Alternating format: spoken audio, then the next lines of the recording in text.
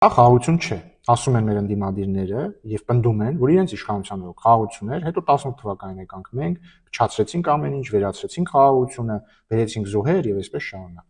Հիմա եկեք ստուգենք այս պնդումները։ Եկեք ստուգենք, արդյոք իրոք իրենց իշխանության օրոք խաղաղություն էր եւ արդյոք իրոք հիմա խաղաղություն չէ։ Վերջին անգամ մեր սահմաններին հակառակորդի կրակոցից, այսինքն մարտական պայմաններում զինվոր զոհվել է 2024 թվականի փետրվարի 13-ին, այսինքն 2 տարի 1 ամիս առաջ։ Այսինքն 2 տարուց ավել է, ինչ մեր սահմաններին հակառակորդի կրակոցից չունենք որևէ զոհ։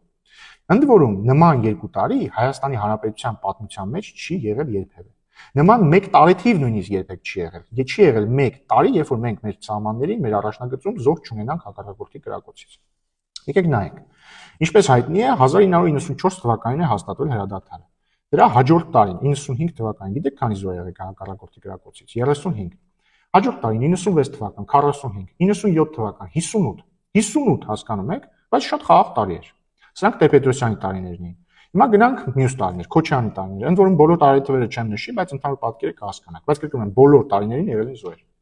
98 թվական 24, 99 թվական 12, 2003 թվական 11, 2005 թվական 14, գնանք Սերժ Սարգսյանի տարիներ։ 2010 թվական 11, 2012 թվական 13, 2014 թվական 26, 15 թվական 38, 16 թվական 83, 17 թվական 22, հասկանում եք, ու որ գումարենք իրար 95-ից մինչև 2017 ներառյալ, այսինքն մինչև 18 թիվ, ընդհանուր հակառակորդի կրակոցից ունեցել ենք 490 զոհ, այսինքն մոտ 500 զոհ ենք ունեցել մենք, բայց շատ խաղաղ տարիներ էին, ու չխառնեք, էլի, ասենք 2024-ի փետրվարից եթե 2 տարուց ավել ունեցել ենք 0 զոհ, դա խաղաղություն չի, բայց երբ որ ունենում ենք 500 զոհ, դա խաղաղություն է, 0 զոհ խաղաղություն չի, 500 զոհ խաղաղություն է։ Իհարկե ընդդիմությունը իր բնավորությանը համաձայն կասի դե ամեն ինչ զիջում եք, զիջելով գնում եք, դե կրակելու կարիք չկա։ Շատ լավ, եկեք սա էլ ստուգենք։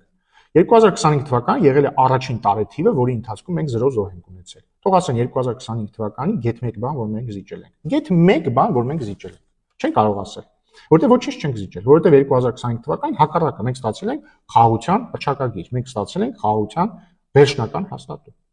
Բայց ի՞նչն է խնդիրը։ Խնդիրն այն է, որ այս ընդդիմադիրները նպատակադրվել են կասկածի տակ դնել վերանայել այս խաղաղությունը։ Իրենք ինչ են ասում են, ասում են սա խաղաղություն չի, բայց բացի դրանից ասում են մեզ դուր չի գալիս այս խաղաղությունը։ Իրականում երբ որ իրենք ասում են սա խաղաղություն չի, իրենք նկատի ունեն, որ մենք դեմ ենք այս խաղաղությանը, մենք դեմ ենք այս խաղաղության ճարտարապետությանը։ Եվ երբ որ դու ասում ես, որ ես դեմ եմ այս խաղաղությանը, նշանակում է ասել, որ դու դուր ես բացում պատերազմի համար, որովհետև եթե դու դեմ ես այս խաղաղությանը, դու կասկածի տակ ես դնում այս խաղաղությունը, դու վերանայում ես այս խաղաղությունը, նշանակում է պատերազմը դառնում է անխուսափելի։ Նշանակում է լավագույն դեպքում մենք քանդենք, եթե գնանք իրենց ճանապարհով, կքանդենք այն խաղաղության ճարտարապետությունը, որի շնորհիվ մեր սահմաններին ունենում ենք 0 զոհ,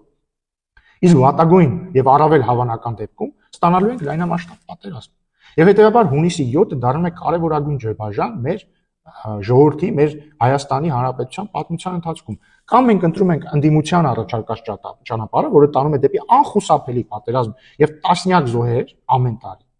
Կամ ընտրում ենք իշխանության առաջարկած ճանապարհը, որը ասում է հետեւյալը. ոչինչ զիջելու կարիք չկա, ընդամենը պետք է տեր կանգնել այս խաղաղությանը։ Եվ ես վստահ եմ, որ Հայաստանի ժողովուրդը տեր է կանգնելու այս խաղաղությանը։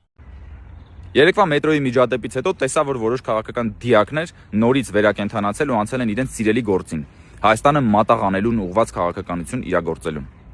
Որն էր մեզանից հիմնական պահանջը, թե մետրոյում, եւ թե այն տղամարդու կողմից, ով քարտեզը Հայաստանի տվեց գետնին ու ջարդեց։ Ասում են՝ շարունակեք Ղարաբաղի հարցը եւ դադարեցրեք Հայաստանի Հանրապետությունը։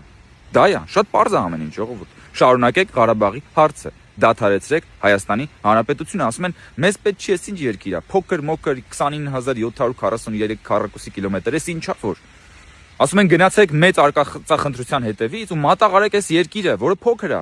որ հետո բոլորով գնան, աշխարհի տարբեր ծայրերում նստեն ու երգեն ուր է իր Աստված, երբ ավերում էին չքնաղ մի երկիր։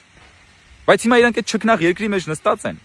Չքնաղ երկրի մեջ նստած ուրիշ պետություն են փնտրում եւ ուզում են մատաղ անեն այս չքնաղ երկիրը։ Եվ այս երկրի ժողովրդին, որի միակ հայրենիքը այս հայրենիքն է, այս պետությունն է, ասում են ժեղ։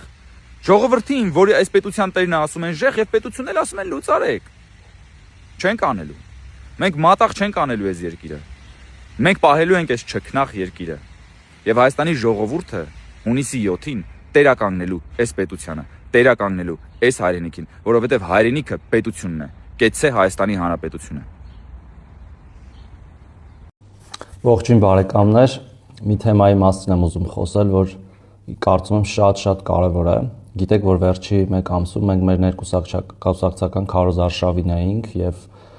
պատրաստվում ենք մեր համաժողովի ժամանակ հերթական քվեարկության ցուցակի եւ այդ ընթացքում մենք նաեւ շրջում էինք մարզերով եւ հանդիպում մեր քաղաքացիների հետ առիթը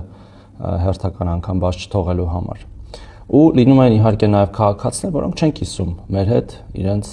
քաղաքական հայացքները կամ ավելի մեր քաղաքական հայացքները չեն կիսում եւ լինում են երբեմն նաեւ այսպես ասած միջադեպեր, երբ որ նրանք են կտրուկ մեզ ինչ որ բանում հանդիմանում, մենք ենք երբեմն ավելի կտրուկ լինում նրանց նկատմամբ եւ դա դառնում է քննարկման առարկա եւ երեք մի միջադեպ եղավ մետրոպոլիտենում, որին ես կրկին ներկա էի ու գրեթե բոլորին անձամբ ներկա եմ եղել, իդեպ մի հատ էլ երրորդ մասում եղավ, բայց դրա մասին երևի այլ առիթով ու տարբերությունների մասն եմ ուզում խոսել այդ միջադեպերից հետո վարքագծերի, հա, տեսեք, երբ որ նույնիսկ մենք շատ էմոցիոնալ ենք գտնվում տարբեր հարցերում, հետո հասկանում ենք, որ միգուցե այդ էմոցիաները վիրավորել են մեր որևէ հայրենակցի, անկախ դեպ քաղաքացիությունից, մենք դա գիտակցելով նաև ներողություն ենք խնդրում, որտեղ դրա համար պետք է ուժ դրա համար է պետք ուժ եւ համարձակություն։ Ի տարբերություն շատ այլ քաղաքական ուժերի եւ նաեւ հենց այդ քաղաքացիների, որտեղ օրինակ երեկվա կինը, որի վարչապետը մի փոքր էմոցիոնալ խոսեց, պարզվում է, որ մեր 100 հազարավոր քաղաքացիների անվանել է ժեղ,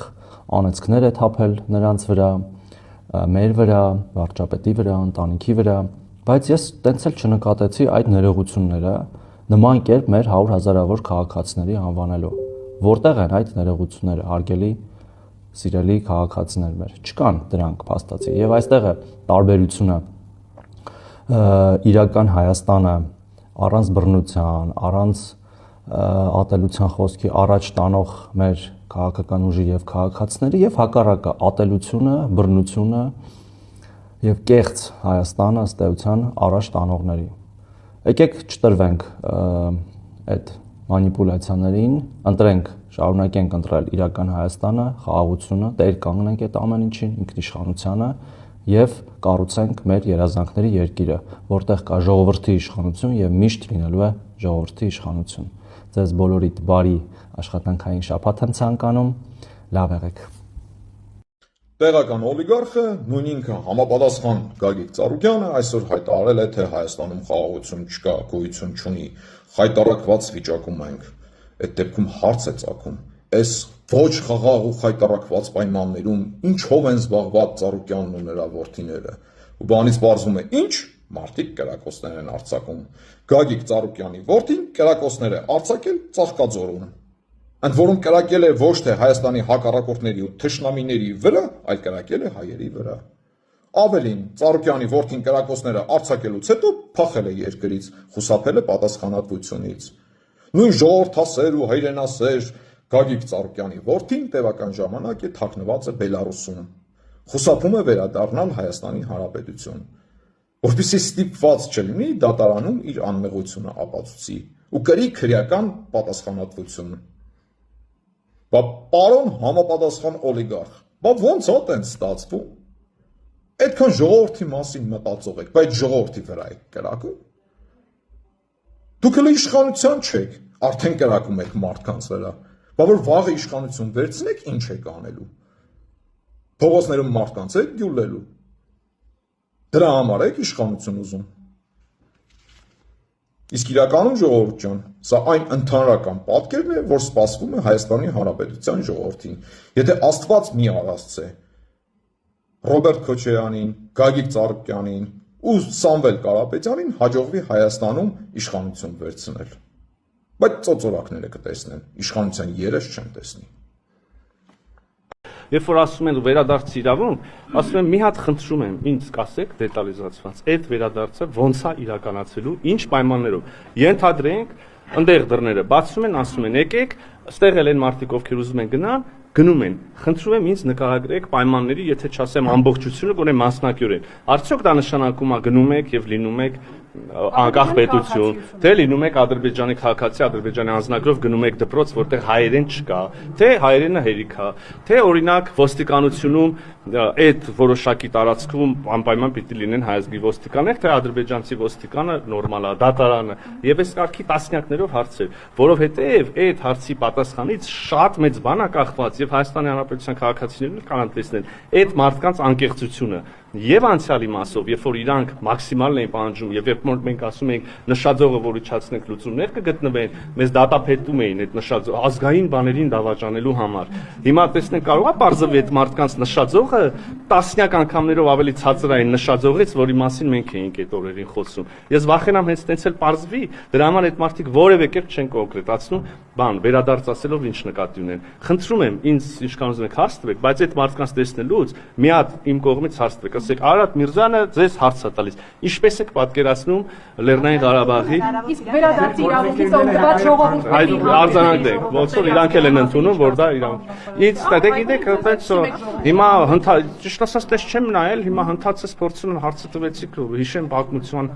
լայն ժամանակակցությամբ իշխանականությամբ այս պահին մտքից չի բան գալիս, բայց չեմ բացառում որ եղած լինի եւ դա կարեւոր էլ չի, կարող է պարզվի ընդհանրապես չի եղել, կարող է պարզվի 3 դեպք եղել է, հասկանում եք, բայց ես ասում այսօր այդ հարցը որ մարդիկ ձեզ բարբոր բարձրացնում են, այդ մարդիկ որ 30 տարի մի ամբողջ ժողովրդի Հայաստանի Հանրապետությունում եւ Լեռնային Ղարաբաղում մի ամբողջ ժողովրդի քթից բռնած տարել են, արունակամ են արեն, արունակ հստակ իմանալով որ իրանց ուզած լուծումը իրատեսական չի մարդիկ են մոլորության մեջ են եղել, այդ թվում ես նորից չեմ ուզում ամեն անգամ ուզում եմ իմ մեղքը շեշտեմ, որ հանգած չմտածեք, ես դիստանսավորում եմ դրանից։ Խաբել են, հիմա էլ են ուզում այդ նույն նարատիվներով խաբել մարդկանց։